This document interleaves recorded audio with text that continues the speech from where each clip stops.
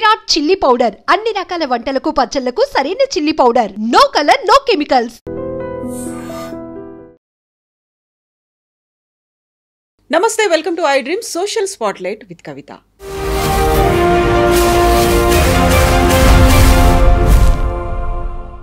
కర్ణాటకలోని ధర్మస్థలలో ఏం జరుగుతుంది?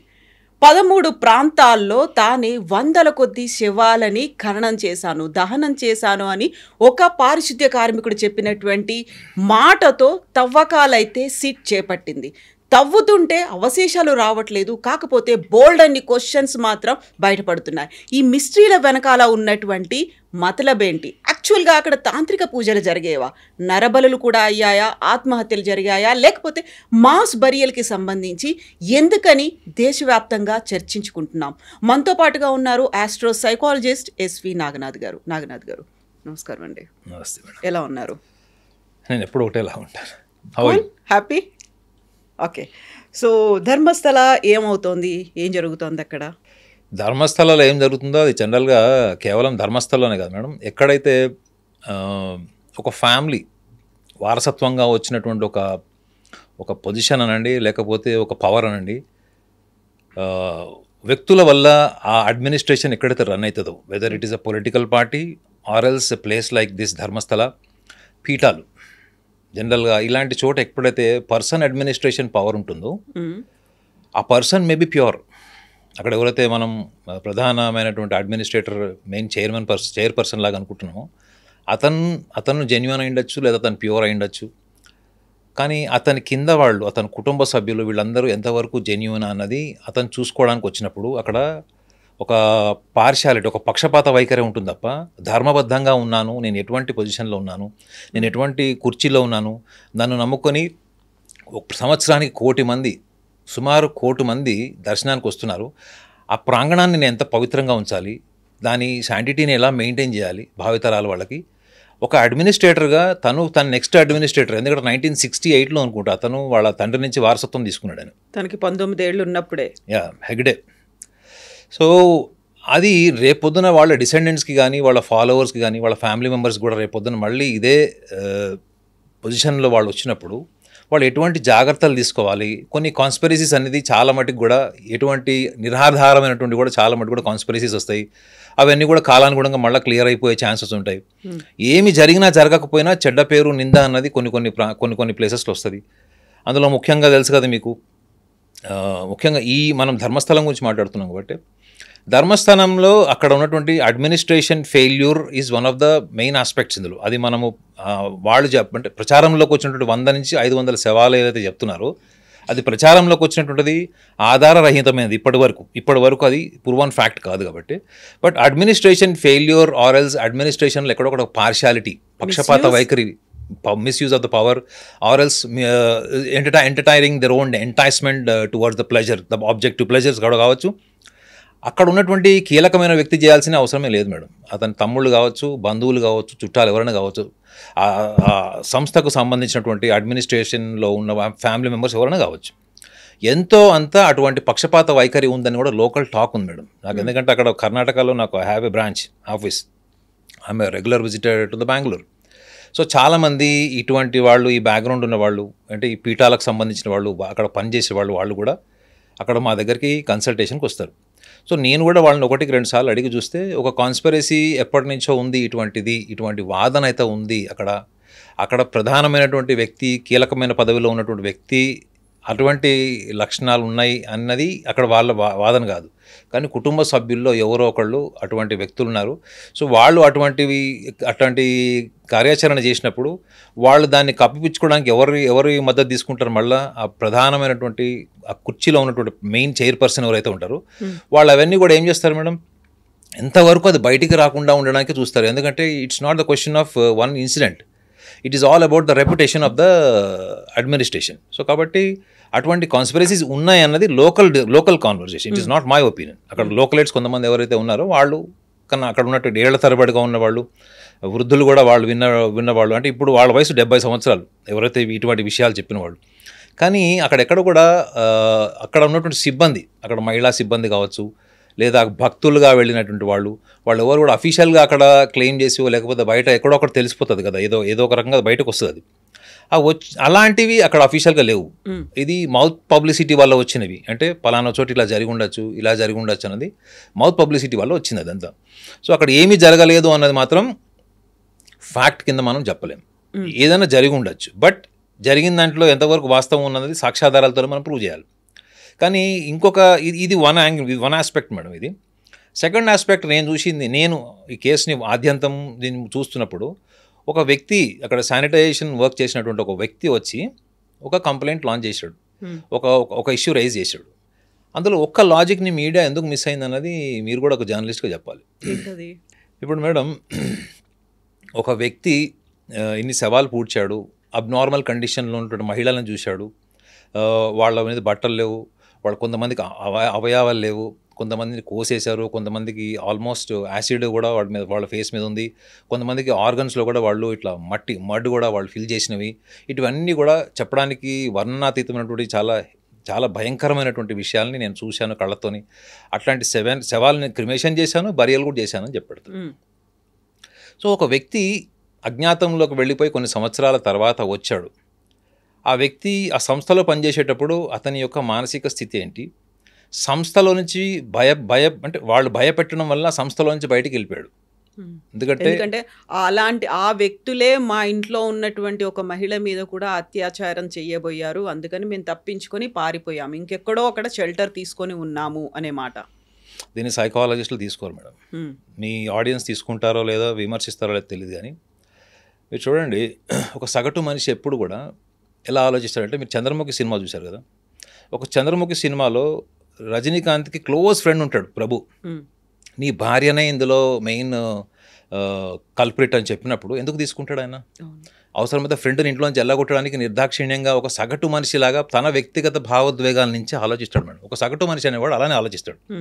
తనకున్న నమ్మకము, తనకు ఉన్నటువంటి అభిప్రాయాలు లేదా తనకు ఉన్నటువంటి కొన్ని ప్రెజుడిసెస్ నుంచి విషయాన్ని అనాలిసిస్ చేస్తాడు.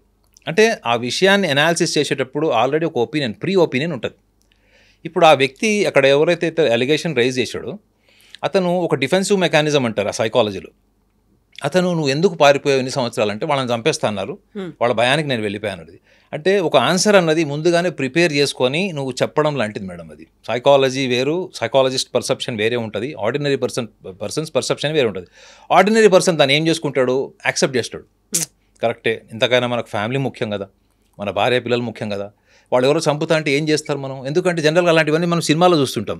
విలన్ వచ్చి బెదిరించడం వల్ల ఊళ్ళు ఖాళీ చేసి వెళ్ళిపోతారు, లేకపోతే ప్రాంతం ఖాళీ చేసి వెళ్ళిపోతారు, టెండర్లు వేయరు, ఇవన్నీ కూడా సినిమాలో చూస్తాం. సో కామన్ మ్యాన్ తొందరగా ఒక కన్క్లూజన్కి వస్తాడు. కానీ ఒక సైకాలజిస్ట్ దాన్ని ఏం చూస్తాడంటే, ఫస్ట్ ఇతను స్టేట్మెంట్ ఇచ్చిన దాంట్లో చాలా సింపుల్గా, అంటే ఒక 10 ప్రశ్నలకి ఆన్సర్ చెప్పాల్సినటువంటి వ్యక్తి ఒకటే సమాధానంలో మొత్తం కట్ చేసి ఎడిటింగ్ వేసేసాడు దాన్ని అన్న తీసుకుంటాడు ఫస్ట్ సైకాలజిస్ట్. నువ్వు పారిపోయావు, అంతకుముందు నువ్వు ఎన్ని సవాలు పూడ్చిపెట్టావంటే అతను ఎంత లెక్క చెప్పాడు మీడియాకి? 106 కదా, 106 చెప్పాడు. మేడం ఒక్కసారి ఇమాజిన్ చేయండి, మన ఇద్దరం ఇక్కడ మాట్లాడుతున్నాం, ఇద్దరు కెమెరామెన్ ఉన్నారు, ఇక్కడ ఒక డెడ్ బాడీ పెట్టాడు madam. Can be able to comfortably do this show? So true. మన ఇద్దరము అంత కంఫర్టబుల్గా మనం చూడగలమా? ఇలా కూర్చొని మాట్లాడలేం. అట్లాంటిది మీకు ఒక యాక్సిడెంట్ అయింది, ఒక లారీ యాక్సిడెంట్, ఒక 2 వీలర్ మీద వెళ్ళేవాడు లారీ యాక్సిడెంట్ అయ్యి అబ్నార్మల్ కండిషన్స్లో ఉన్న వ్యక్తి మన కళ్ళ ముందర ఉంటే మనం ఇంత కంఫర్టబుల్గా మాట్లాడగలమా? చూసి తల తిప్పుకొని పోతూ ఉంటాం కదా, అలాంటి ఇన్సిడెంట్స్ చాలా చూసాం. అట్లాంటిది ఒక మగవాడు ఫస్ట్ ఆఫ్ ఆల్ తన జీవిత భాగస్వామిని తప్ప ఎవరిని నగ్నంగా చూడలేడు మేడం.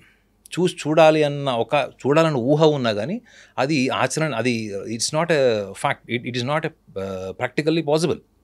అది ఎందుకు పాసిబుల్ కాదు అంటే, నేను అసలు నా జీవితంలో నాకు వయసు వచ్చిన తర్వాత నేను బయట ప్రపంచంలోకి వెళ్ళినప్పుడు ఒక స్త్రీని నేను నగ్నంగా ఎప్పుడు చూడగలుగుతాను? Unless and until I have a girl friend and we are so much intimate and only then it is a private relation, it is absolutely private relation, private intimacy, అది విత్ కన్సల్ట్.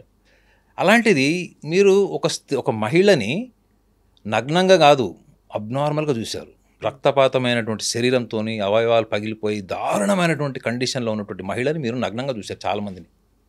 ఇది అతను claim చేసిన విషయం ఇది. అలాంటప్పుడు అతను normal human being లాగా ఉంటాడా చెప్పండి madam? Will he be consistent for the long duration with the same mind set? నేను నా డ్యూటీ చేస్తున్నాను, నేను నా దగ్గర శవం వచ్చింది, నేను పూడుస్తున్నాను అన్న మైండ్ సెట్తో ఒక కన్సిస్టెంట్గా అన్ని సంవత్సరాలు ఉండగలుగుతాడా? రెండో విషయం ఏంటంటే, అతను అంత భయంకరమైనటువంటి శవాలు చూస్తున్నప్పుడు కేవలం వాళ్ళు నన్ను చంపుతారేమో అన్న ఒక భయంతో ఈ క్రిమేషన్ అంతా చేసి ఉంటాడా? అతని పాత్ర వాళ్ళ డబ్బులు తీసుకోలేదా? డబ్బులు తీసుకొని చేసి ఉండొచ్చు కదా ఆ టైంలో. సో అతన్ని ఫస్ట్ ఇన్వెస్టిగేషన్ చేస్తారు మేడం సైకాలజిస్టులు. ఫస్ట్ వెళ్ళి గొయ్యదెవరు మేడం, అందుకే అదే మేడం. ఇప్పుడు నేను ఆ కేసులో ఉన్నాను అనుకోండి మేడం, నేను ఆ కేసులో ఉంటే ఫస్ట్ అతనితో నేను మాట్లాడతాను madam, very confidentially. I will spend not less than 2 to 4 hours.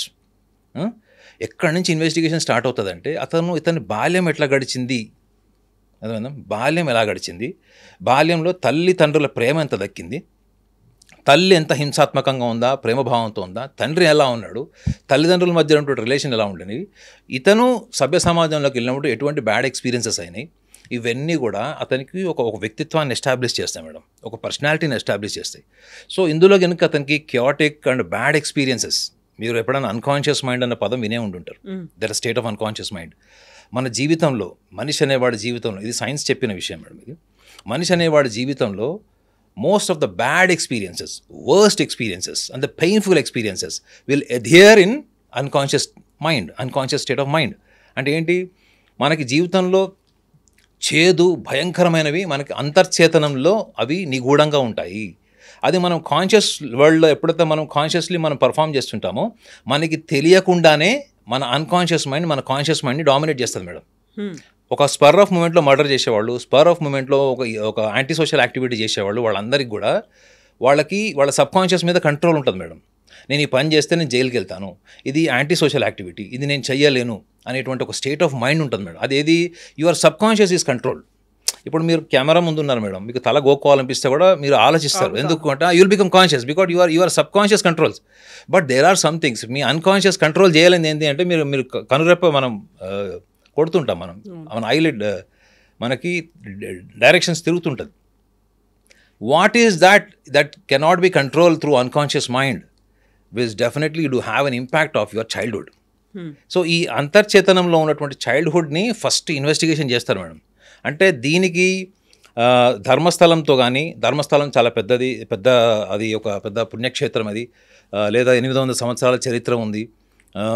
దీని బ్యాక్గ్రౌండ్ వల్ల ఈ ఇన్వెస్టిగేషన్ సైకాలజిస్ట్లో ఇతన్ని ఇన్వెస్టిగేషన్ చేయరు madam. They will not see the background of the Dharmasthala, whether it is a Dharmasthala or some church or some any mosque or any ordinary thing. They will see the person who claimed this allegation. Consequences ఎలా ఉన్నాయి. ఇప్పుడు అక్కడ ధర్మస్థల కాబట్టి ఇదంతా వీళ్ళు ఇలా మాట్లాడుతున్నారు అనే వాళ్ళు కూడా ఉంటారు. ఇది ధర్మస్థలకు సంబంధించింది కాదు మేడం. ఒక భారతదేశాన్ని ఒక్కసారి కదిలించేసి నేషనల్ మీడియాలో ఒక పెద్ద న్యూస్ కింద మారిపోయినప్పుడు ఆ వ్యక్తి మీద ఎందుకు ఇన్వెస్టిగేషన్ లేదు? ఆ వ్యక్తిని పోలీస్ డిపార్ట్మెంట్ వాళ్ళే ఒక డిపార్ట్మెంట్ ఆఫ్ సైకియాట్రీ నుంచి కానీ డిపార్ట్మెంట్ ఆఫ్ సైకాలజీ నుంచి పిలుచుకొచ్చి అతనితో ఎందుకు ఎగ్జామినేషన్ ఎందుకు జరిగించలేదు? ఫస్ట్ అది అయిన తర్వాత, అది అయిపోయిన తర్వాత మీరు యాక్షన్ తీసుకోండి. ఎవరొద్దన్నారు? అతను 100 చోట్ల తోమంటే మీరు 200 చోట్ల తవ్వండి. ఎవరొద్దన్నాడు? అందులో సైకాలజిస్ట్ రోల్ ఏముంటుంది తెలుసా మేడం? అందులో ఇతను ఒకవేళ స్కిజోఫీనియా పేషెంట్ అయిండా, రెండోది అన్ని శవాలు నగ్నంగా చూసినవాడు, అతనికి ఆల్కహాల్ ఎడిక్షన్ లేదని గ్యారంటీ ఇస్తారు. అతని సమకాలీకుడు ఎవరో అతను ఆడవాడు ఒక పెద్ద తాగుబోతాడు అన్నాడు అని ఒక మీడియాలో కూడా చూశాను. అంటే అతను ఎంప్లాయ్ ఎవరైతే ఉన్నాడో అతను ఒపీనియన్ తీసుకున్నప్పుడు మీడియా వాళ్ళు అతను ఏమని చెప్పాడు, ఆడవాడు తాగుబోతాడు, ఎప్పుడు తాగే ఉంటాడని చాలా రెక్లెస్గా ఆన్సర్ చెప్పారట. సో అతనికి ఇంటాక్సికేషన్ హ్యాబిట్ ఉన్నప్పుడు సైకాలజిస్టులు ఇంకొక డైమెన్షన్ కూడా ఏం తీసుకుంటారంటే, ఇది అతను అక్కడ ఎంప్లాయ్గా ఉన్నన్ని రోజులు ఎంత ఆల్కహాల్ ఎడిక్షన్ కలిగి ఉన్నాడు, అక్కడి నుంచి రానవే అతను అక్కడి నుంచి సడన్గా అక్కడి నుంచి ఫ్యామిలీని తీసుకొని వెళ్ళిపోయాడు, ఎక్కడో డిసపియర్ అయిపోయాడు. ఈ గ్యాప్లో ఎన్ని సంవత్సరాలు ఉన్నాడు మేడం? అతను 14 years ఉన్నాడు కదా. 2014లో వెళ్ళాడు, ఇప్పుడు మళ్ళీ 25లో వచ్చాడు, అంటే 11 years. ఈ 11 years అతని పర్సనల్ లైఫ్ ఏంటో చూస్తారు మేడం. అతని personal life, social life, overall contentment చూస్తారు మేడం. ఒకవేళ ఇతనే మీరు సైకాలజీలో ఒక టర్మ్ వినే ఉంటారు, మీరు నెక్రోఫీలియా అన్న పదం విన్నారు ఎప్పుడన్నా? శవాలతోని సంభోగం చేసేటువంటి ఒక మానసిక రుగ్మత అది. సో ఇతను ఇవాళ గిల్ట్ అన్నప్పుడు psychologist which perceptional area which was the area where you felt guilt. You are also the part of the performances with the nude women. You have done something wrong with them. Or else you have done something that was against your conscience, but yet without any force, without any fear against the death, you must have done something else. మీరు మిమ్మల్ని భయపెట్టి చంపుతాము అని భయభ్రాంతులు చేసినప్పుడు మీరు చేసిన ఒక చర్య ఆ తర్వాత మీకు యాంత్రికంగా అది అలవాటు కూడా అయ్యిండొచ్చు కదా. అందువల్లే you are free to see, you are allowed to see a women nakedly and it's a dead body. So necrophilia తనకి డిజార్డర్ లేదని ఎట్లా చెప్తారు? అది ఎట్లా చెప్తారు వాళ్ళు? ఇంత గ్యాప్ మేడం. ఈ 11 సంవత్సరాల తర్వాత అతను బయటకు వచ్చినప్పుడు ఫస్ట్ అతన్ని ఎగ్జామిన్ చేయాలి అసలు ఫస్ట్. అందుకే అంత గ్యాప్ తీసుకున్నారేమో కదా. ఒకసారి వచ్చి పోలీస్ స్టేషన్కి వచ్చి కంప్లైంట్ చేశారు, అప్పటికి వాళ్ళు తీసుకోలేదని. ఆ తర్వాత తన 2 అడ్వకేట్లతో కలిసి వచ్చాడు, తను ఒక బ్యాగ్లో వచ్చాడు, తనతో కొన్ని ఎముకల్ని తీసుకొచ్చి అప్పుడు ఇచ్చారు. ఆ తర్వాత స్టార్ట్ అయింది. అప్పుడు అంతా నేషనల్ మీడియాలో పెద్ద అవుట్రేజ్ వచ్చిన తర్వాత సిట్ ఫామ్ చేసిన తర్వాత మళ్ళీ పోలీసులు ఎదురు చూశారు. ఈ మధ్య కాలంలో అవన్నీ జరిగి ఉండవా? అంటే అది అట్లా తీసుకోలేం మేడం. ఇప్పుడు ఫర్ ఎగ్జాంపుల్ మీరే అంటున్నారు కదా, ఇంత గ్యాప్లో ఏదైనా జరిగి ఉండొచ్చు అని మీరు అంటున్నారు. సడన్గా వై ఇట్స్ నౌ? అతని ఏజ్ ఎంత? 50 years అంట. 50 years కదా. సో ఇప్పుడు ఈ గ్యాప్లో ఏదైతే ఉందో, ఇప్పుడు ఇంత సడన్గా మీడియాకి వచ్చాడు, సో ఇంతకు ముందర ఎప్పుడు లేదు. సో దీన్ని కొంచెం మీరు పొలిటికల్ కానీ ఈ మఠాలకి ఉన్నటువంటి ఆధిపత్యం, మీకు షైవైట్స్ చూసుకోండి, అక్కడ వక్ర షైవైట్స్ అని ఉంటారు అక్కడ, మీకు నాట్ షైవైట్స్, వైష్ణవైట్స్ క్లియర్, అక్కడ లింగాయట్స్ ఉంటారు, లింగాయట్స్ అండ్ వక్ర లింగాయట్స్ అని ఉంటారు.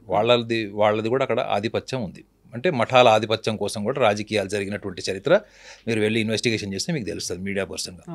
సో దానివల్ల జరిగిందా అంటే, ఇప్పుడు ఎవరైతే అక్కడ ముఖ్యమంత్రిగా ఉన్న వ్యక్తి ఎవరైతే ఉన్నారో అతని కమ్యూనిటీ, వీళ్ళ సమాజం వేరు, వాళ్ళ సమాజం వేరు. అక్కడ మనం ఇది కొంచెం politically it is not a very important point to be discussed and analysed, కాబట్టి నేను పెద్ద పట్టించుకోవట్లేదు. కానీ బట్ ఆధిపత్యం కోసం, మఠాల ఆధిపత్యం కోసం జరిగిందా, లేదా గవర్నమెంట్ ముఖ్యమంత్రి మీద ఉన్నటువంటి, ఎందుకంటే మీరు కర్ణాటకలో వెళ్ళి చూసుకోండి మేడం, అక్కడ చాలా ఈ discrimination of casteism, discrimination of ఆధిపత్యం ఉంటుంది, discrimination of the casteism, discrimination of the financial status and the power. ఇవి మీకు క్లియర్గా అనిపిస్తాయి అక్కడ. మీరు ఎక్కువ లోతుకి వెళ్తే మంచిది కాదు, కానీ నేను మైసూర్ నుంచి ఎక్కడెక్కడో ప్లేసెస్ అన్నీ కూడా నేను చూశాను. అక్కడ విలేజ్ ఎన్విరాన్మెంట్లో అక్కడ ఎలా ఉంటారు వాళ్ళకి, ఆ డిస్క్రిమినేషన్ ఆఫ్ ముఖ్యంగా టెంపుల్స్ ఏరియాలో కానీ, మీరు అర్బన్ బెంగళూరుకి వచ్చినప్పుడు చూస్తే అక్కడ ఉన్న అట్మాస్ఫియర్ ఎలా ఉంది. సో అంతర్లీనంగా వాళ్ళ పెంపకంలో వాళ్ళు ఏం చూస్తారు అన్నది కూడా మీకు తెలుస్తుంది మేడం. అది there is a definitely very strong perception in everybody else about this the caste discrimination or the superiorities. వాళ్ళు ఒక గ్రూపిజం మెయింటైన్ చేయడం అట్లాంటిది మనం చెప్పచ్చు అది. సో ఇటువంటి డిస్క్రిమినేషన్లో కూడా ఇలాంటి ఇన్సిడెంట్లో ఇతన్ని ఒక పాములాగా వాడుండొచ్చు. ఇతను definitely he is not alone madam. ఇతను చెప్పిన ఫస్ట్ ఆన్సరే గుర్తుపెట్టుకోండి. మీరు ఏ సైకాలజిస్ట్ అయినా కన్సల్ట్ చేసి చూడండి, ఒక ప్రొఫెషనల్ సైకాలజిస్ట్ని. నన్ను చంపుతారు అన్నారు, నేను చేశాను, నన్ను బెదిరించారు, నా ఫ్యామిలీ మెంబర్స్ని కూడా మాలస్టేట్ చేయడానికి ట్రై చేశారు, రేప్ చేయడానికి ట్రై చేశారు అనేది it is too much of defensive mechanism. అంటే నువ్వు సమర్థించుకోవడానికి ఒక 11 సంవత్సరాల తర్వాత నువ్వు సభ్య సమాజాన్ని కన్విన్స్ చేయడం కోసం నువ్వు ఎస్టాబ్లిష్ చేసుకున్న ఆన్సర్ అది. ఒకవేళ గిల్ట్ అంటారు మేడం, గిల్ట్ అన్న పదాన్ని మీడియా ఎంత ఈజీగా తీసుకుని చూడండి. గిల్ట్ ఎలా వస్తుంది మేడం మనిషికి? ఏ కారణమైన ఏ రకమైన గిల్ట్ అది? నువ్వు శవాలను పూడ్చిపెట్టడం వల్ల మాత్రమే గిల్ట్ అయితే 11 సంవత్సరాలు ఎందుకు లేదు గిల్ట్? అది ఇప్పుడు ఎందుకు వచ్చింది? ఆ 11 ఏళ్ల కాలంలో జరిగినటువంటి అంతర్మథనం అనేది ఉంటుంది చూడండి. నా చేతులతో నేను వందలాది శవాలకి అలా ఖననం చేశాను, కొన్నిసార్లు పెట్రోల్ డీజిల్ పెట్టి తగలబెట్టేశాను, లేకపోతే అలా వదిలేశాను. ఆ ఆత్మలన్నీ నాకు ప్రాపర్గా అంత్యక్రియలు జరగలేదు అని దే ఆర్ హాంటింగ్ మీ. అందుకనే నేను ఇప్పుడు బయటకు వచ్చాను, ఆ గిల్ట్ ఫీలింగ్తో వచ్చాను. అది కామన్ మ్యాన్ వింటాడు మేడం. నేను ఏం చెప్తాను మీరు, అది కామన్ మ్యాన్ వింటాడు. ఏమని కరెక్టే రా, చాలా అంతరాత్మ పరిశీలన, వెరీ ఆత్మ పరిశీలన చేసుకున్నాడు, ఇంట్రోస్పెక్టివ్ అని చెప్తారు. కానీ సైకాలజిస్ట్ అది తీసుకోండి మేడం. సైకాలజిస్ట్ ఏమంటాడంటే, సరే నువ్వు ఇన్ని సంవత్సరాలు రకరకాల శవాలు చూసావు, నేను ఇందాక కూడా అదే చెప్పాడు. అతని జీవితంలో ఒక భార్యని మాత్రమే లీగల్గా నగ్నంగా చూసేటువంటి ఒక ఆర్డినరీ పర్సన్ మేడం. పోనీ ఒక 10 మంది గర్ల్ ఫ్రెండ్స్ ఉండే సమాజంలో లేడు, 10 మందితో తిరిగేటువంటి సమాజంలో కూడా అతని ఫైనాన్షియల్ పొజిషన్ కూడా అలా లేదు. అలాంటి వ్యక్తి అంతమందిని అబ్నార్మల్గా చూసినప్పుడు అతను నార్మల్గా ఉండడు మేడం. ఈ can not be normal. Me cameramens కూడా ఇప్పుడు మనం అక్కడ దాకా ఎందుకు మేడం, ఒక రోడ్డు మీద ఎవరన్నా న్యూడ్గా నడుచుకుంటూ వెళ్తుంటే మనం ఎంత షాక్ అయి చూస్తాం అసలు. ఆ మగవాళ్ళైనా కావచ్చు, ఆడవాళ్ళైనా కావచ్చు. అతను అన్ని వందల శవాలు అని చెప్తున్నప్పుడు వందల శవాలు ఎన్ని రకాల రూపాలు చూసింటాడు వాళ్ళవి, ఎంత అబ్నార్మల్ కండిషన్ చూసింటాడు అందులో వాళ్ళవి. 12 years ఒక మైనర్ కూడా ఉంది అని. అప్పుడు మీకు స్కిజోఫీనియా సిమ్టమ్స్ కూడా క్వశ్చన్స్ అడుగుతారు. ఏమని? చాలామందికి మీ సినిమాలో చూపిస్తాడు చూడండి, వాడు ఏదో ఒక క్రైమ్ చేసి ఉంటాడు, ఏదో మర్డర్లో ఉంటాడు, ఒక గ్రూప్ అందరు కలిసి మర్డర్ చేసినప్పుడు వాడికి సడన్గా వాడు చంపేసిన పర్సన్ యొక్క ఆత్మ నీడ అద్దం రూపంలో డ్రామాటిక్గా మనకు సినిమాలో చూపిస్తారు. ఇప్పుడు అతను ద స్టేట్ ఆఫ్ మైండ్ కాదని మీరు ఎట్లా చెప్తారు? మేబీ ఈ seeing something that which is not scientifically accepted or proven. అంటే మీకు విజువల్ హాలోసినేషన్స్ కూడా ఉండొచ్చు కదా. మేబీ అతను చనిపోయిన వాళ్ళ శవాల మొహాలు వాళ్ళవన్నీ కూడా అతను కనిపిస్తుండొచ్చు. ఇప్పుడు ఇది ప్రాబబిలిటీ, ఇది నేను గ్యారంటీ నేను చెప్పాను. ప్రాబబిలిటీ ఏంటంటే ఇతనికి శబ్దాలు కూడా వినిపిస్తుండొచ్చు. అంటే auditory hallucination, and visual hallucination. So visual hallucination, auditory hallucination కూడా క్వశ్చన్ చేస్తారు madam. It is a very deeply you have to do research on these persons mind makeup. ఇప్పుడు 13 ప్రాంతాలు చెప్పాడు. 13 ప్రాంతాల్లో 6వ ప్రాంతంలో మొండెం దొరికింది, తల లేకుండా, స్కల్ లేకుండా స్కెలిటన్ దొరికింది అనుకున్నప్పుడు 11వ ప్రాంతంలో కేవలం తల మాత్రమే దొరికింది, అక్కడ స్కెలిటన్ లేదు, కానీ వేరే అవశేషాలు ఉన్నాయి. సో గతంలో వినిపించినటువంటి మాటలు అక్కడ ఏదైనా తాంత్రిక పూజలు జరిగి ఉంటాయేమో, నరబలి లాంటిది జరిగి ఉంటుందేమో అనేది. మళ్ళీ నిన్న దొరికిన 11వ ప్రాంతంలో దొరికింది కూడా ఒక పుర్రె దొరికింది, కొన్ని ఎముకలు దొరికాయి. అవన్నీ ఒకే పర్సన్వా అది ఐడెంటిఫై చేయలేదు. వీటన్నిటికి సంబంధించి ఒక కంక్లూజన్ అయితే ఇప్పటికి రాలేదు. సిట్ అయితే ఏం చెప్పలేదు. వినిపిస్తున్నవేంటి అక్కడ గద్దల్లో ఆత్మహత్యలు చేసుకునేవాళ్ళు, డైరెక్ట్గా మోక్షం లభిస్తుంది అనేది, లేకుంటే తాంత్రిక పూజలు అయ్యేవి, నరబలులు కూడా జరిగేవి అనేది. సో వాటిని కోరిలేట్ చేసినట్టుగా దొరికినటువంటి ఈ శాంపిల్స్ ఏమన్నా చెప్తున్నాయా, లేకుంటే మీరు చెప్పినట్టుగా వాళ్ళకి ఆ పర్సన్కి ఎవరైతే మాజీ పారిశుద్ధ్య కార్యక్రమం ఆయన మీద టెస్ట్ చేయాలి, సైకలాజికల్గా ఆయన్ని టెస్ట్ చేయాల్సినటువంటి అవసరం ఉంది అనుకుంటే బోల్డ్ అని డిఫరెంట్ పాయింట్స్ కనిపిస్తున్నాయి కదా. వీటన్నిటిని ఇంటర్లింక్ చేసి ఆ డాట్స్ అన్నిటిని కనెక్ట్ చేయడానికి ఎంత టైం పడుతుంది? కాదు మేడం, ఇప్పుడు మీరు ఒకటి ఇందులో ఆలోచించాల్సింది ఏంటంటే, మీరు క్షుద్ర పూజలు ఇట్లా తాంత్రిక పూజలు అని అన్నారు. సో మీకు తెలుసో లేదో, చాలా మటుకు కూడా నదీ ప్రాంతాల్లోనే ఎక్కువ క్షుద్ర పూజలు చేస్తారు. తెలుసా మీకు చాలా మటుకు మీకు క్షుద్ర పూజలు, తాంత్రిక పూజలు అన్నీ కూడా సముద్ర తీరాన, నదీ తీరాన చేస్తారు. Point number 1. పాయింట్ నెంబర్ 2 ఏంటంటే, చాలామందికి అక్కడ ఏరియాలో వచ్చి ఆత్మహత్య చేసుకుంటే మోక్షం వస్తుంది అనుకునే వాళ్ళు మూర్ఖులు కూడా ఉన్నారు. సో ఇంకొకటి ఏంటంటే మేడం, మన దగ్గర కర్ణాటక బార్డర్, మీరు మహారాష్ట్ర బార్డర్లో చూడండి, ఈ తాంత్రిక విద్యలు, పూజలు, ఇటువంటి వ్యక్తులు, ప్రాక్టీషనర్స్ ఆ డీప్ ఫారెస్ట్లో మీకు కనిపిస్తుంది. నేను ప్లేస్ చెప్పదలుచుకోలేదు, కానీ it is a very famous holy place. మేము వెళ్ళినప్పుడు, మేము నైట్ రిటర్న్ వస్తున్నప్పుడు అక్కడ న్యూడ్గా ఒక గ్రూప్ ఆఫ్ ఉమెన్ వెళ్తున్నారు మేడం. న్యూడ్గా రోడ్డు మీద నడుచుకుంటూ వెళ్తున్నారు వాళ్ళు. నాతో పాటు ఎవరైతే కార్ డ్రైవింగ్ చేస్తున్నాడో అతను MBBS డాక్టర్. అతను నా పక్కన కూర్చున్న అతను కూడా MBBS డాక్టర్. వాళ్ళు అది చూసినప్పుడు పక్కన కూర్చున్న అతనికి ఏం కాలేదు, మొత్తం స్వెట్ వచ్చేసింది డ్రైవింగ్ చేసి అతనికి. ఎందుకంటే మేడం, ఒక నార్మల్గా మనం రోడ్డు మీద వెళ్ళేటప్పుడు న్యూడ్గా ఒక గ్రూప్ ఆఫ్ పీపుల్ అంతా జుట్టు ఇరగోసుకొని పసుపు దేంతో వాళ్ళందరూ నడుచుకుంటూ వెళ్తున్నారు. చేతిలో ఒక చిన్న కాగడ లాంటిది ఏదో ఒక ఫైర్ ఉంది, అది తీసుకొని వెళ్తున్నారు వాళ్ళు. అంటే ఆ ప్రాంతంకి నిజంగా మీరు అట్లాంటిది ఊహించలేరు, అంత హోలీ ప్లేస్ అది. నేను పేరు చెప్పడం నాకు ఇష్టం లేదు, కానీ అలాంటి చోట వాళ్ళు ఎటు వెళ్తున్నారు? They are travelling towards the forest. మనం అర్ధరాత్రి పూట మనం చెట్లలోకి వాటికి వెళ్తాం, అటు సైడ్ వెళ్తున్నారు. వాళ్ళకి రెగ్యులర్ ప్లేస్ అయి ఉండొచ్చు, maybe they have a recognised place, they are very environmentally they are secured. అక్కడ యానిమల్స్ రిస్క్ లేనట్టుంది. సో ఇటువంటి వాళ్ళల్లో ఇప్పుడు వాళ్ళు అక్కడికి వెళ్ళి ఏం చేశారో మనకి ఏం తెలుసు మేడం? అక్కడ ఎవరిని బలిచ్చారో, ఎవరిని ఏం చేశారో కూడా మనకు తెలియదు. సో కర్ణాటక, మహారాష్ట్ర బ్యాక్గ్రౌండ్ బార్డర్స్లో మీరు చాలా మటుకు చూడండి, ఈ తాంత్రిక విద్యలు, క్షుద్ర పూజలు, ఈవెన్ హ్యూమన్ సాక్రిఫైస్, నరబలులు కూడా మీకు పాసిబిలిటీస్ ఉన్నాయన్నది ఒక స్ట్రాంగ్ పాయింట్, స్ట్రాంగ్ ఆస్పెక్ట్ అది. కానీ ఇక్కడికి వచ్చినటువంటి దొరికినటువంటి శవాలు, ముఖ్యంగా మీరు తలకాయలైనటువంటి ఒక స్కెలిటన్ ఐడెంటిఫై అయిందని చెప్పారు. సో అది హ్యూమన్ సాక్రిఫైస్కి వెరీ మచ్ రిలేటెడ్. అది హ్యూమన్ సాక్రిఫైస్లో ఏం చేస్తారు మేడం? వాడు తలకాయ తీసేస్తారు వాళ్ళు. నరబల్ అంటే అదే కదా, మీరు మెడకాయ తీసేస్తారు వాళ్ళు. చాలామంది పెద్ద పెద్ద కట్టుకునే ఇండస్ట్రీస్లో వాళ్ళు దిష్టి పడకూడదని, అక్కడ రక్తం ఉండాలని చెప్పేసి కూడా ఎక్కడెక్కడో పిల్లల్ని తీసుకెళ్ళి కిడ్నాప్ చేసి తీసుకెళ్ళి అక్కడ చంపేసినటువంటివి కూడా మీరు సినిమాల్లో కథనాలు చూసిన ఉంటారు. చాలామంది బయట కూడా దొరుకుతారు. సో నేను అక్కడ దొరికినటువంటి స్కెలిటన్స్ అన్నిటినీ ఇన్వెస్టిగేషన్ చేసి దాని మీద ఫారెన్సిక్ చేసి ఒక 3-4 నెలలు టైం పడితే దాని మీద సో 3-4 నెలల తర్వాత if everything proves that nothing is related to this Mass burials. Or else related to the person who has claimed as a I can say it is a conspiracy. I don't want to say it is a scientific fact. So అది గనక అతను allegation raise చేసింది అక్కడ prove కాలేదనుకోండి madam, అప్పుడు ఎవరు ఇన్ని రోజులు ఈ what you call it is hype ఏదైతే నడిచిందో కంటెంట్ మీద, సో ఇదంతా మచ్చ దేని మీద పోయినప్పుడు అది టెంపుల్ మీదకే. టెంపుల్ అడ్మినిస్ట్రేషన్ నేను సపోర్ట్ చేయను మేడం, టెంపుల్ అడ్మినిస్ట్రేషన్ నేను సపోర్ట్ చేయను 100%. ఏ పొలిటికల్ అడ్మినిస్ట్రేషన్, ఫ్యామిలీ అడ్మినిస్ట్రేషన్ కూడా నేను సపోర్ట్ చేయను. మన రాష్ట్రంలో కూడా మీకు ముఖ్యమంత్రుల పిల్లలు జైలుకి వెళ్ళి వచ్చిన వాళ్ళు కూడా ఉన్నారు, అర్థమైందండి. అప్పుడు ఎవరు ఏం చేస్తారు మేడం, వాళ్ళందరూ వాళ్ళ కుటుంబాన్ని కాపాడుకోవడం కోసం ఉంటారు తప్ప వాళ్ళు ప్రజల గురించి వాళ్ళ గురించి ఎందుకు ఆలోచిస్తారు? ఎక్కడైనా అడ్మినిస్ట్రేషన్లో పవర్ ఉంది, ఫ్యామిలీస్ అందులో రూల్ చేస్తున్న అడ్మినిస్ట్రేషన్ అంటే ఆ కింద వాళ్ళందరూ ఫెయిర్గా ఉంటుందని గ్యారెంటీ ఉండదు.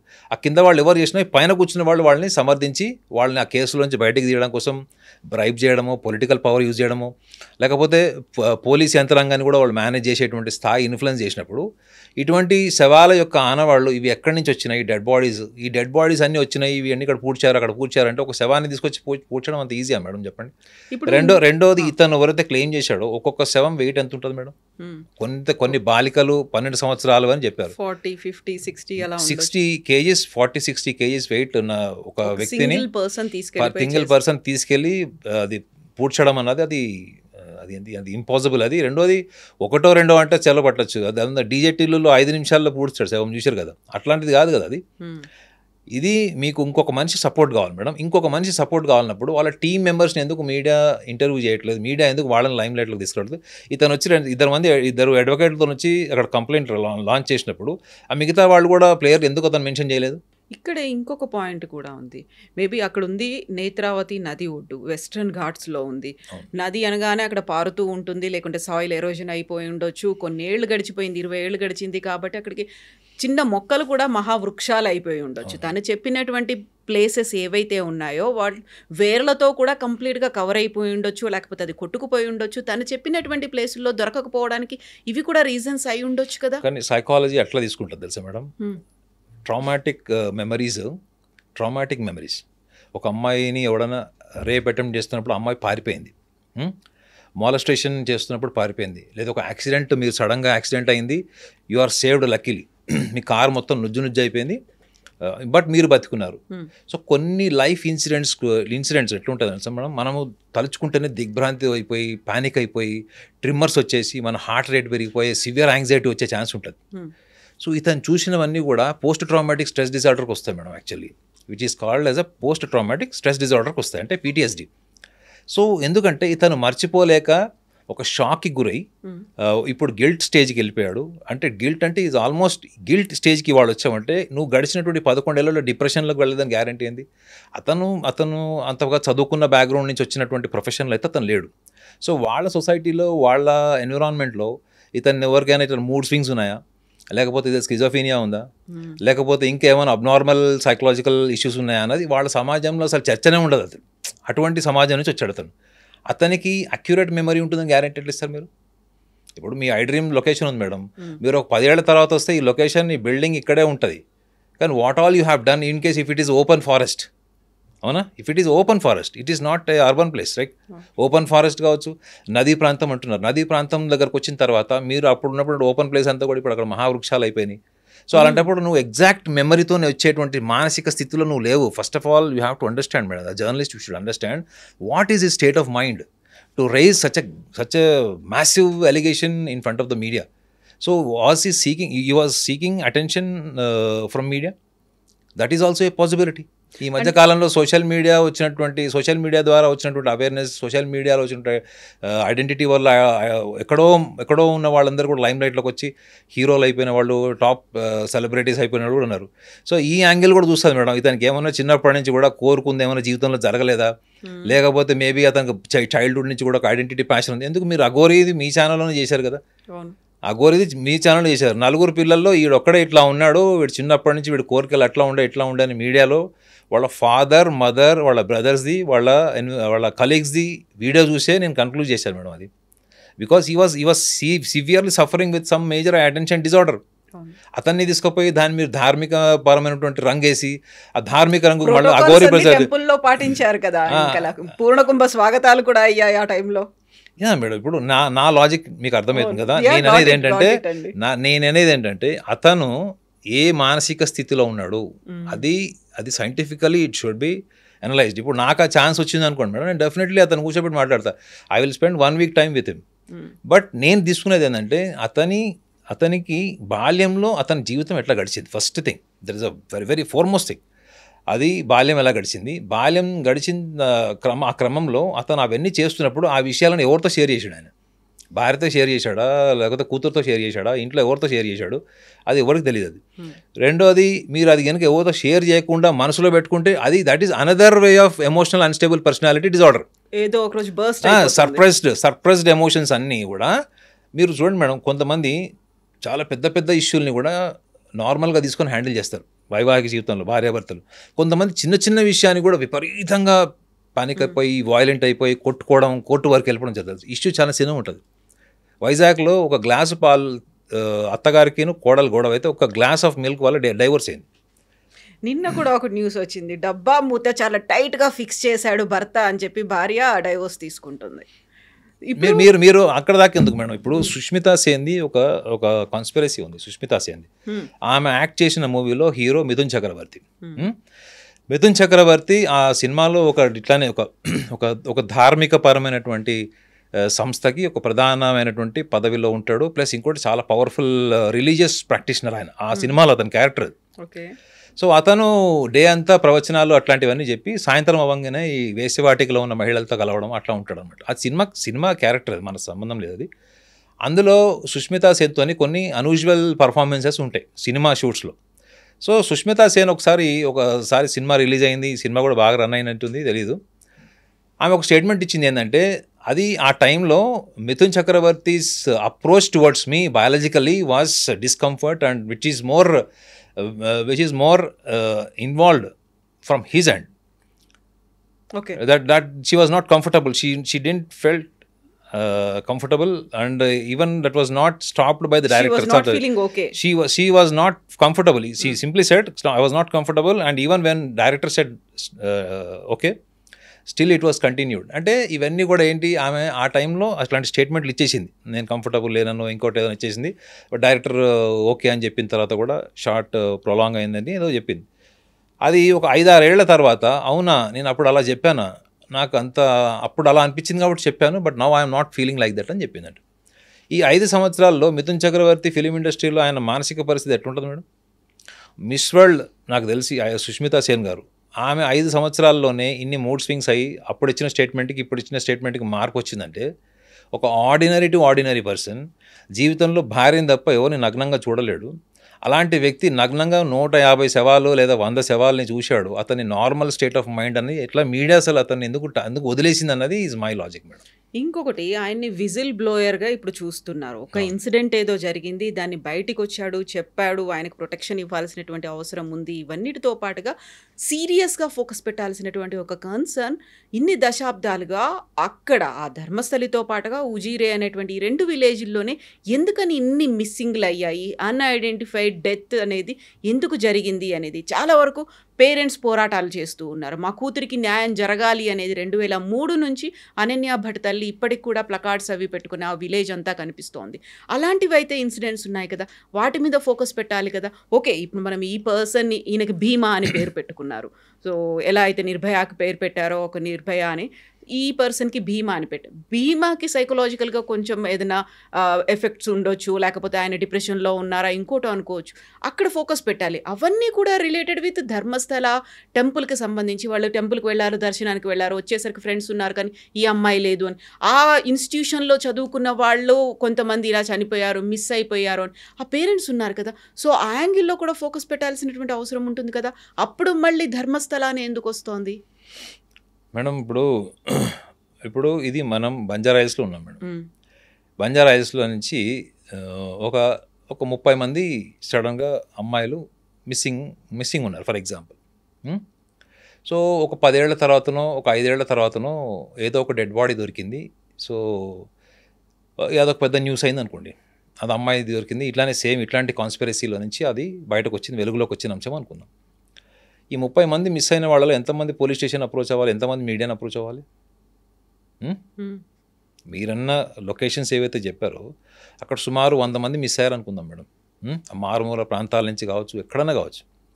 ఎన్ని కేసెస్ వాళ్ళు, మా అమ్మాయి కూడా తప్పిపోయిందండి ఆ టైంలో, మా అమ్మాయి కూడా ఆ రోజు నుంచి ఈ రోజు అంటే సుమారు 15 ఏళ్ల నుంచి 20 ఏళ్ళు, ఒకవేళ మనం డ్యూరేషన్ క్యాలిక్యులేట్ చేసుకుంటే ఈ 15-20 ఏళ్లలో మా అమ్మాయి కనపడట్లేదంటే ఆ తల్లిదండ్రులకి అంతకంటే గొప్ప ఇన్ఫర్మేషన్ ఇంకోటి ఉండదు మేడం, ఆనెస్ట్లీ. ఎందుకంటే అట్లీస్ట్ మన అమ్మాయి ఏమైందనే తెలుస్తుంది. ఒకవేళ మనకు అస్థిపంజరం దొరికితే మనం క్రిమేషన్ చేసుకొని ఎట్లా మనం మన దగ్గర క్రిమేషన్ చేయకపోతే ఆత్మశాంతి ఉండదు అన్నటువంటి ఒక నమ్మకం ఉంటాం కాబట్టి. సో కనీసం ఎంతమంది పోలీస్ స్టేషన్ అప్రోచ్ అయ్యారు, ఎంతమంది నిజంగా పేరెంట్స్ ముందుకు వచ్చారంటే దానికి కూడా ఒక కాన్స్పిరసీ థియరీ తెచ్చారు. ఏంటంటే అట్లా ఎవరైనా ముందుకు వస్తే వాళ్ళని కూడా చంపేస్తారేమో, దగ్ధం చేశారని చెప్తారు. ఇప్పుడు నేరం అది పాసిబిలిటీ ఉండొచ్చు మేడం. ఎందుకంటే ఈ మధ్య మనం చాలా సందర్భాల్లో చూస్తున్నాం ఏంటంటే ఎవరైనా ఒక పవర్ఫుల్ పర్సన్ అతను ఇన్ఫ్లుయెన్స్ చేయాలి అనుకుంటే మాత్రం వాళ్ళకి లా అండ్ ఆర్డర్ కానీ పోలీస్ డిపార్ట్మెంట్ కానీ ఏం పెద్ద మ్యాటర్ కాదు. మన మన మన మన రాష్ట్రాల్లో కూడా చూస్తున్నాం, అధికారంలో ఉన్న పార్టీ అధికారాల్లో ఉన్నప్పుడు ఎటువంటి ఈ ఉమెన్ హెరాస్మెంట్కి సంబంధించిన ఈ హీరోయిన్స్కి సంబంధించినటువంటి విషయాలు కానీ, వాళ్ళ ఫోన్ కాల్స్ విషయాలు కానీ అధికారంలో ఉన్నప్పుడు ఎందుకు రాలేదు బయటికి? అధికారం నుంచి దిగిపోయిన తర్వాత ఎందుకు వచ్చినాయి? Some people will become generous to come in front of the media and they explore that what all the nonsense happened to them during their tough time. So అట్లాంటిదన్నా అక్కడ జరగాలి కదా మేడం. ఇప్పుడు మీరు ఇవాళ ఒక 100 మంది మిస్ అయ్యారంటే 20 కంప్లైంట్స్ అయినా రావాలి మేడం, మా అమ్మాయి మిస్ అయింది అనేది. సో ఇందులో ఫస్ట్ మనం ఒక నమ్మకానికి వచ్చేసాం ఏంటంటే అక్కడ 150 శవాలు ఇతను పూడ్చిపెట్టాడు అనేది ఫస్ట్ మన prejudice madam. We have developed A mind set that అరే అతను చెప్పాడు 150 శవాలు, అది వినడానికి బాగుంది మేడం. కానీ అతను ఎక్కడ పూడ్చిపెట్టాడు, ఎక్కడ తవ్వకాలు జరుగుతున్నాయి అన్నది మీకు మీడియాలో ఏమైపోతుంది, ఈరోజు 500 శవాలు కనపడ్డాయి, 100 శవాలు కనపడ్డాయి అన్నది నేను యూట్యూబ్లో టైటిల్ చూస్తున్నాను. ఆల్రెడీ దొరికిపోయినాయి, 30 దొరికినాయి. తీరా చూస్తే అది ధర్మస్థల స్టార్టింగ్ కేసులో ఏవైతే అనాలిసిస్ ఉన్నాయో అవే ఉన్నాయి కేసులో.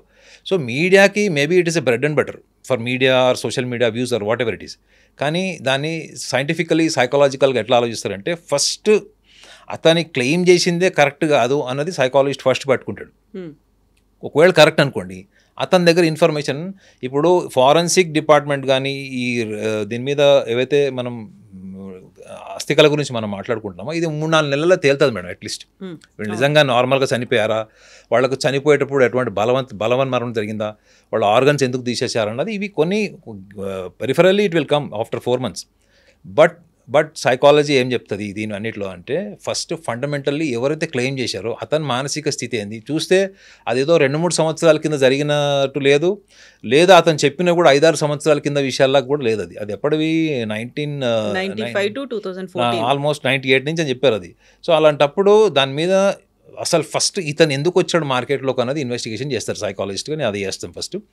రెండోది ఇప్పుడు మీరు అన్నారు అక్కడ అస్థికలు దొరికినవి ఇవాళ నిజంగా అవి ఎంతవరకు ఆధారాలకి నిలబడతాయి, ఆ డీటెయిల్స్ అన్నీ కూడా ఇతను చెప్పిన వాటికి వాటికి ఉన్న కండిషన్కి ఎంతవరకు నిలబడుతుంది అన్నది కూడా దట్ ఈస్ అనదర్ ఆస్పెక్ట్. కానీ మీడియా ముందుగానే ఒక కన్క్లూజన్కి ఏమొచ్చేసిందంటే అతను చెప్పిన దాన్ని ఫస్ట్ నిజమని నమ్మేసి దాని మీద జరిగింది. ఎందుకంటే మీడియా జనరల్గా కొంచెం సెన్సేషనలైజేషన్ ఇష్టపడుతుంది కాబట్టి. కానీ ఇది సెన్సేషనలైజేషన్ కేసు కింద సైకాలజిస్ట్ అస్సలు తీసుకోండి మేడం.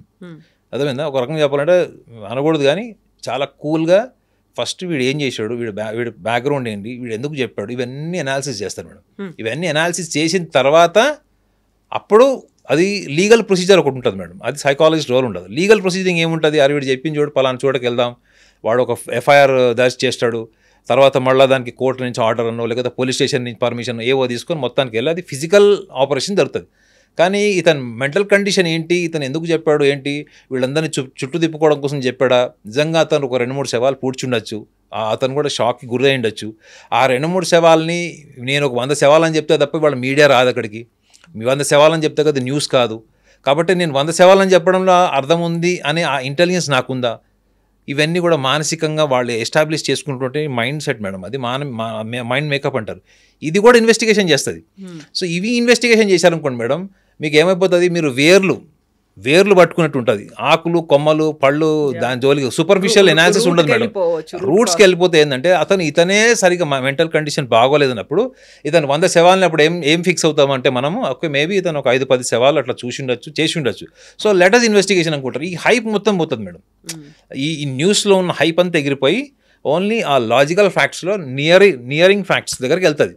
అది కూడా మళ్ళీ ఫారెన్సిక్ డిపార్ట్మెంట్ 3-4 నెలలు టైం తీసుకొని నిర్ధారించి ఎస్ ఇతను చెప్పిన దాంట్లో కొన్ని కరెక్ట్ ఉన్నాయి, కొన్ని కరెక్ట్గా లేవు, పర్సంటేజ్ ఎంత ఉంది, ఇవన్నీ కాదు అసలు ఇతను చెప్పిన దానికి అక్కడ మ్యాచ్ కాలేదనుకోండి, ఇంకా అప్పుడు జనాలు అనుకుంటారు. అక్కడ దాకా ఎందుకు madam, Sridevi film actor Sridevi ఆమె చనిపోయినప్పుడు 100/100 సోషల్ మీడియా ఎలక్ట్రానిక్ మీడియా అంతా మర్డర్ కిందనే ఇన్వెస్టిగేషన్ చేసినప్పుడు నేను ఒక ఛానల్లో డిబేట్కి వెళ్ళినప్పుడు నన్ను అడిగితే నేను యాంకర్ని అడిగాను అనమాట, అది అసలు మర్డర్ని ఎట్లా ధృవీకరించారు, అది మర్డర్ అయితే ఫస్ట్ బోనీ కపూర్ లోపల ఉంటాడు కదా, జైలు ఉంటాడు కదా, లేదా బోనీ కపూర్కి ఎంతో అంత ఇన్ఫర్మేషన్ ఉంటుంది, ఏదో సమ్ కాన్స్పిరసీ జరుగుతుంది కదా అంటే, లేదు సార్ అది మర్డర్ అని చేస్తేనే జనాలు చూస్తారు లేకపోతే చూడరని చెప్పాడు, యాంకర్ చెప్పాడు.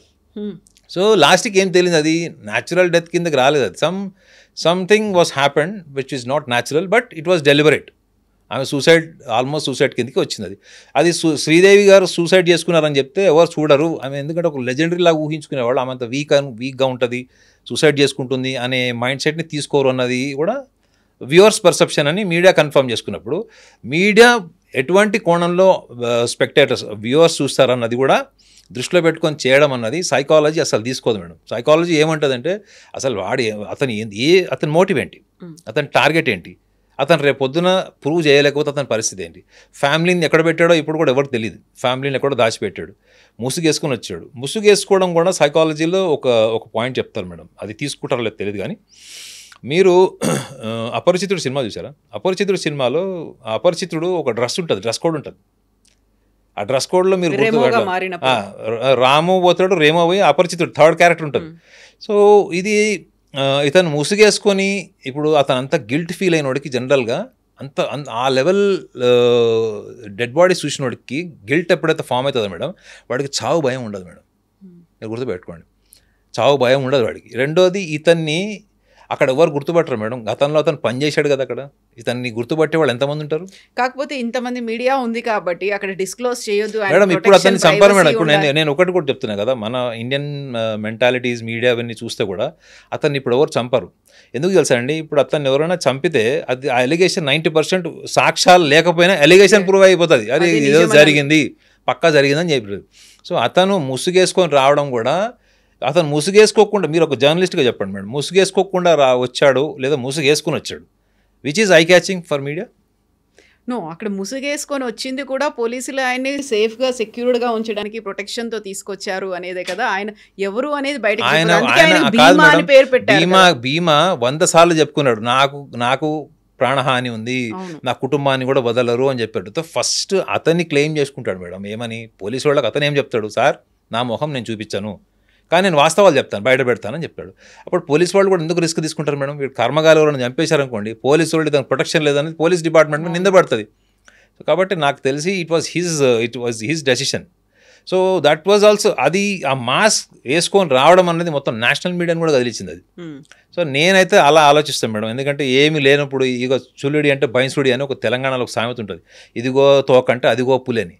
సో ఇది ఏమి జరగలేదు అన్నది నేను అనట్లేదు madam, there is something mess, there is some mess, but it is not visible, it is not scientifically as such, it is not proven.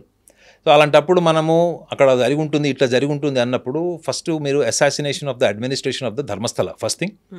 And ఇంకొకటి, మన దేశంలో ఈ మతం మార్పిడి మాఫియా ఒకటి భయంకరంగా ఉంది. మీరు తమిళనాడు వెళ్ళి చూడండి, తమిళనాడులో టాప్ మోస్ట్ కమ్యూనిటీస్ కింద చెప్పుకునే వాళ్ళు కూడా కన్వర్షన్ మాఫియా ట్రాప్లో ఉన్నారు వాళ్ళు. సో కర్ణాటకలకు వాళ్ళు ఎంట్రీ కాలేదని మీరు ఎలా చెప్తారు? ఇతను వెనక ఒక కన్వర్షన్ మాఫియా లేదని ఎలా చెప్తారు మీరు?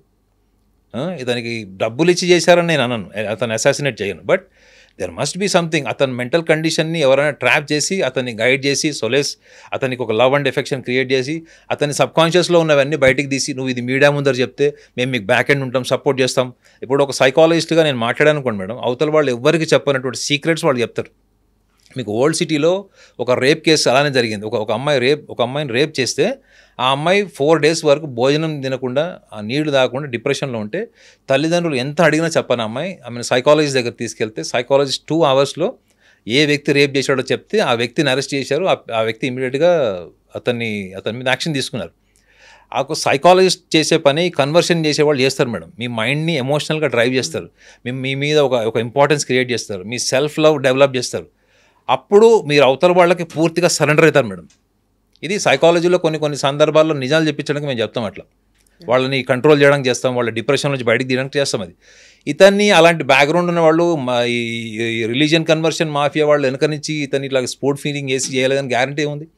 I'm not claiming, but there are possibilities. ఇవి మతం మార్పిడి మాఫియా కూడా ఉండొచ్చు అని నా ఉద్దేశం. అది సో అలాంటి వాళ్ళు ఉన్నప్పుడు అక్కడ గవర్నమెంట్ ఏం చేస్తుంది, అక్కడ గవర్నమెంట్ సపోర్ట్ ఉందా అలాంటి వాళ్ళకి అంటే, మన దేశంలో మతం మార్పిడి అన్నది అది ఒక ఎవ్రీడే జాబ్ అయిపోయింది. అది దాని మీద యూట్యూబ్ ఛానల్స్ కూడా ఉన్నాయి, వెరీ ఇన్ఫ్లుయెన్షియల్ ఛానల్స్ ఉన్నాయి. సో అటువంటి వాటిలో కూడా ఇతను లోన్లీనెస్ వల్లనో, ఇది 11 సంవత్సరాలు సభ్య సమాజానికి దూరం ఉన్నామనో, ఇతను ఎటువంటి ధార్మికపరమైనటువంటి ఇవి తీసుకున్నాడు, సపోర్ట్ తీసుకున్నాడు, ఎమోషనల్ సపోర్ట్ తీసుకున్నాడు, ఇవన్నీ కూడా సైకాలజీ డిపార్ట్మెంట్ అంతా అనాలిసిస్ చేస్తుంది మేడం. చేసి ఒక రిపోర్ట్ ఇస్తుంది. ఏంటంటే ఇతనికి ఏమైనా స్కిజోఫీనియా ఉందా, ఇతను గిల్ట్ ఫీల్ అవ్వడానికి ఇతను ఆ శవాల మీద ఏమన్నా ఎక్స్పెరిమెంట్ చేశాడా, ఇతను ఏమన్నా తన కంట్రోల్ తప్పాడని నేను అనట్లేదు మేడం. పాసిబిలిటీస్ నేను మాట్లాడుతున్నాను. అతను చెప్పిందే నిజం అని చెప్పి మీడియా ఇన్ని కథనాలు చేసినప్పుడు అతని మీద కూడా కథనాలు చేయాలి కదా. ఒక్క కథనం లేదు అతని మీద, ఒక అనాలిసిస్ లేదు. పోలీస్ డిపార్ట్మెంట్ కూడా తీసుకెళ్ళి చేయమన్నాడు. ఎవరొద్దన్నారు? మా అవసరం మా లాంటి వాళ్ళని పిలవండి, మేము కూడా అనాలిసిస్ చేస్తాం, జెన్యున్ అనాలిసిస్ చేస్తాం. సో అలాంటప్పుడు ఇవన్నీ కూడా పాసిబిలిటీస్ మేడం. సో కాబట్టి అతన్ని కోణాన్ని మీడియా కూడా దృష్టిలో పెట్టుకునే టైము ఇంకొక 3-4 నెలలు వస్తుంది చూడండి మీరు. ఇంకో 3-4 మంత్స్లో ఇప్పటి వరకు మీడియా ధర్మస్థలము, శవాలు, మహిళల్ని పూడ్చారు, ఇవన్నీ నెక్స్ట్ ఇతని కోణాన్ని కూడా మీడియా, ఇతని కోణం ఎప్పుడైతే వస్తుందో మేడం మ్యాటర్ క్లోజ్ అయిపోతుంది. అంటే ఎందుకంటే అది స్పైసీ కాదు కదా మీడియాకి. ఇతనికే కోసం అబ్నార్మాలిటీ ఉందని కనుక మీడియా నిర్ధారించిందంటే ఇది అఘోరికి చేసినట్టు, చాప్టర్ క్లోజ్. ఎస్ నాగనాథ్ గారు, థ్యాంక్ యూ సో మచ్ అండి. చూడాలి 360 degrees యాంగిల్లో ఎలాంటి ఇన్వెస్టిగేషన్ జరుగుతుంది అనేది. థ్యాంక్ యూ సో మచ్ అండి. Thank you. నిజంగా ప్రస్తుతం ఉన్నటువంటి సమాజం దేనికి ప్రయారిటీ ఇస్తుంది? ఆర్థిక సంబంధాల చుట్టూ మాత్రమే తిరుగుతుంది. మళ్ళీ ఎన్నికలంగానే చాలా విరక్తి కలుగుతాం. మంచి అనిపిస్తుంది కదా, లేడీస్ కూడా ఛాలెంజింగ్ జాబ్స్ చేసినప్పుడు చాలా బాగుంటది. ట్రాఫిక్ అసిస్టెంట్స్ గా నియమించిన ట్రాన్స్జెండర్స్ అందరితో సాల్యూట్ చేయించుకుంటున్నారు. ఫుడ్ డెలివరీ ఇవ్వటానికి వెళ్ళినటువంటి డెలివరీ బాయ్ అనిల్ పై కళ్ళ ముందు